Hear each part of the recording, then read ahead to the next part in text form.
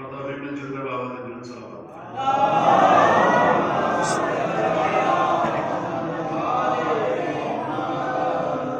عزیزان گرامی، یہ حدیث سرکار سید الشہداء حضرت امام حسین علیہ السلام نے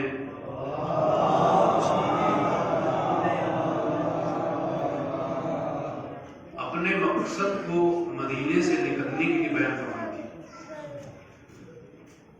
مولا حسین جو مدینے سے نکلے ہیں اور کربلا کی طرف آئے ہیں، کوئی ذاکر، کوئی خطیب، کوئی عالم، کوئی واعظ یہ حق نہیں رکھتا کہ وہ مقصد امام حسین علیہ السلام کو بیان کرے اپنی طرف سے، بلکہ سرکار سید الشہداء نے اپنے مدینے سے نکلنے کے مقصد کو خود بیان فرمایا ہے، اور ہمارے تمام علماء نے اس مقصد کو اپنی اپنی کتب میں تحریر کیا ہے۔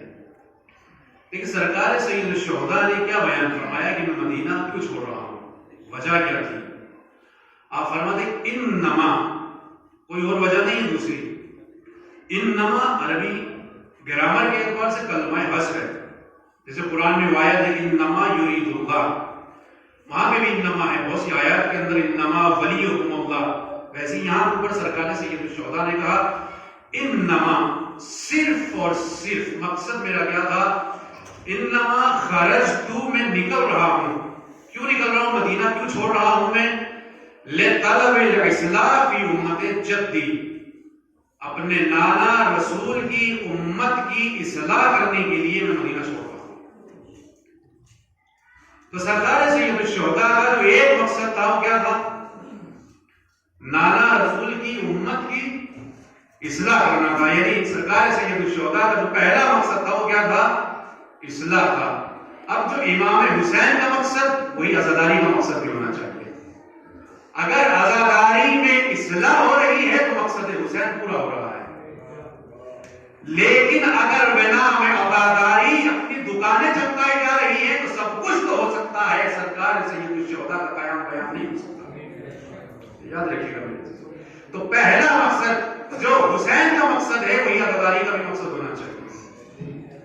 اس کے بعد کیا فرمایا، اريد ان آمر بالمعروف، دوسرا مقصد میرا کیا ہے مدینہ چھوڑنے کا، میں چاہتا یہ ہوں کہ اچھی باتوں کا حکم دوں، وانہا عن المنکر، اور تیسرا میرا مقصد یہ ہے کہ میں برائیوں سے اپنے نانا کی امت کو روکوں، یعنی امر بالمعروف کروں اور نہی عن المنکر کروں۔ اس کے بعد چوتھا مطلب غور کیجئے کیا فرمایا، فرماتے تو اسیرہ بسیرت جدی و ابی علی بن ابی طالب علیہ السلام،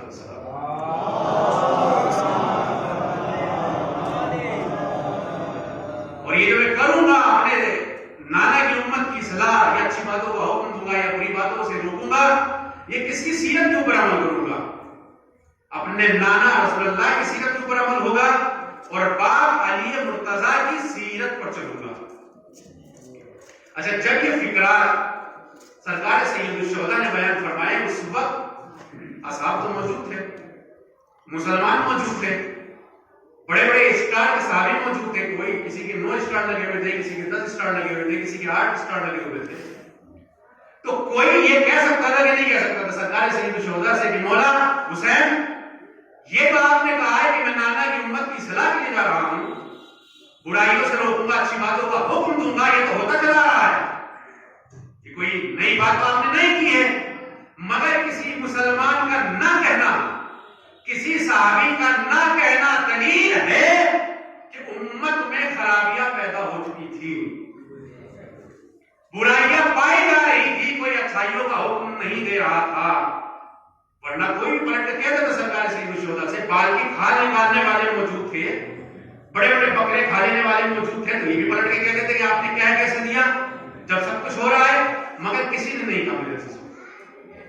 تو مقصد کو بیان کیا نہیں سرکار سید الشہداء نے کہ مدینہ کیوں چھوڑ رہا ہوں میں، وجہ کیوں تھی یہ تو مقصد بیان کیا ہے، لیکن مدینہ کیوں چھوڑا آپ نے، اس کی وجہ بھی سنے جوان کہ بھائی رسول اللہ کی اس نواسے نے مقصد تو بیان کیا کہ میں مدینہ کیوں چھوڑ رہا ہوں، یہ تو مقصد تھا، لیکن مدینہ چھوڑا کیوں ہے؟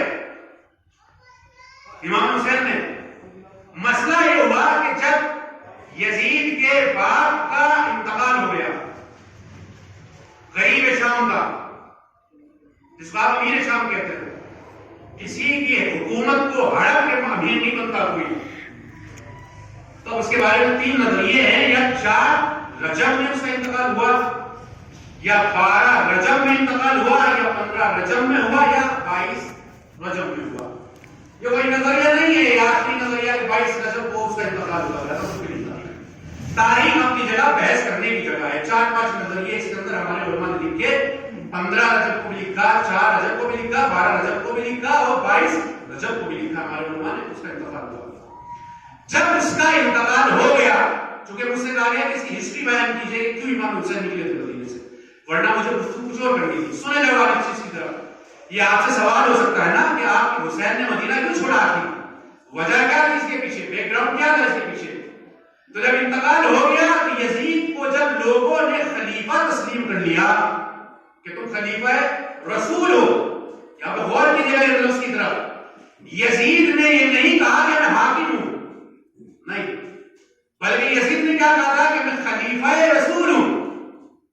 امام حسین نے بیعت کیوں نہیں کی تھی اس کو سمجھنے کی ضرورت ہے۔ اگر وہ یہ کہتا کہ میں حاکم ہوں، جیسے دنیا میں دوسرے لوگ حکومت کر رہے ہیں، تو پھر یزید کو مولا حسین سے بیعت لینے کی کوئی ضرورت نہیں تھی۔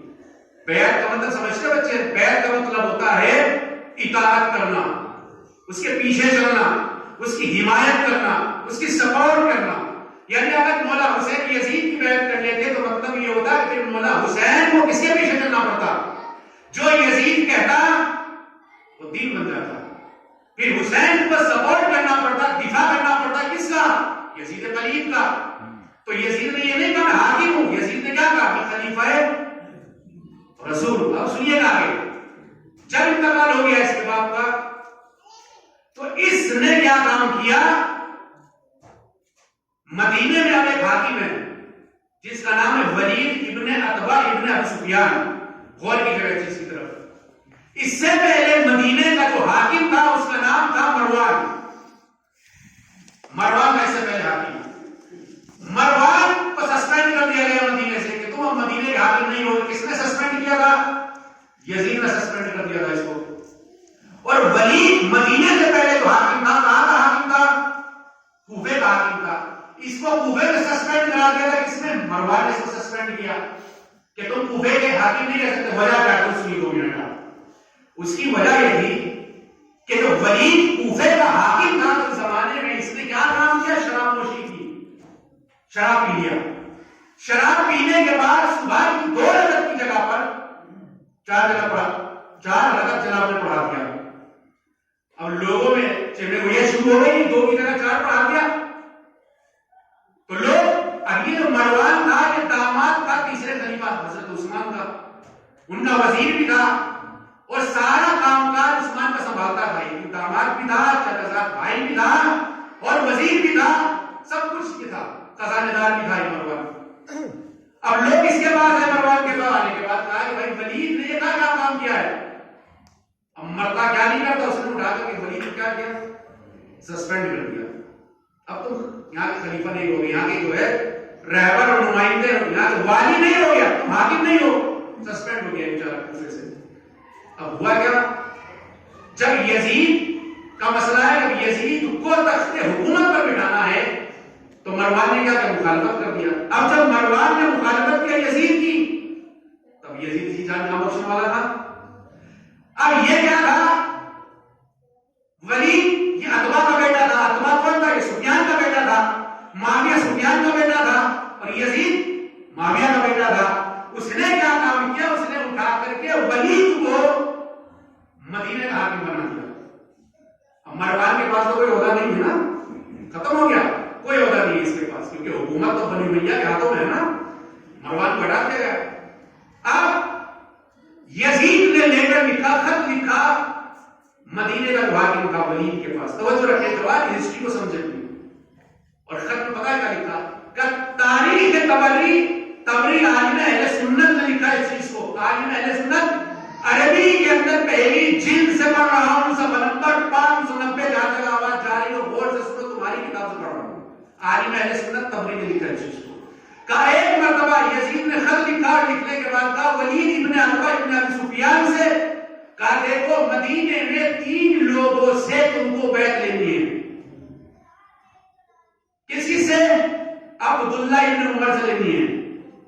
اس کے بعد کس سے لینی ہے؟ عبداللہ ابن زبیر سے, اور تیسرے حضرت حسین سے. 3 لوگوں سے بیعت لینی ہے. اور دیکھو یاد رکھنا, اگر ان تینوں لوگوں نے بیعت نہیں کی تو کیا کرنا؟ سر قلم کر کے ہمارے پاس بھیج دینا شام. اب تاریخ طبری میں ہے, عالم اہل سنت لکھ رہے ہیں آپ کے اوپر. کہا کہ مسجد نبوی کے اندر بیٹھے ہوئے تینوں کے دن, رات کا وقت تھا, ولید کا نمائندہ آیا. آنے کے بعد اس نے کہا کہ تم کو حاکم نے طلب کیا ہے. تو اس میں سب سے پہلے عبداللہ ابن عمر کے دوسرے والے خلیفہ کے بیٹے عبداللہ ابن عمر کہنے لگے میں تو سفر پر جاؤں گا, میں نہیں جا سکتا. ڈر گیا. عبداللہ ابن زبیر تم؟ کہا رات تو کافی ہو چکی, اس وقت تو کوئی بیٹھا بھی نہیں ہوگی, میں جا کے کیا کروں گا, میں بھی نہیں جاؤں گا. عبداللہ ابن زبیر نے کہا کہ آپ کا کیا نظریہ حسین؟ مولا حسین نے کہا ہمیں تو خطروں سے کھیلنے کی عادت ہے, ہم جائیں گے, ہمیں کوئی ڈر نہیں ہے. کہ یہ بتاؤ اس کی تاریخی جملہ عبداللہ ابن زبیر نے مولا حسین سے کہا یہ بتائیے سرکار سید الشہداء کہ آخر کی صبح ولید ابن عتبہ ابن ابی سفیان ابن حرب نے ہمیں مطالبہ کیوں کیا, طلب کیوں فرمایا دربار میں؟ پتہ سرکار سید الشہداء نے کیا جواب دیا؟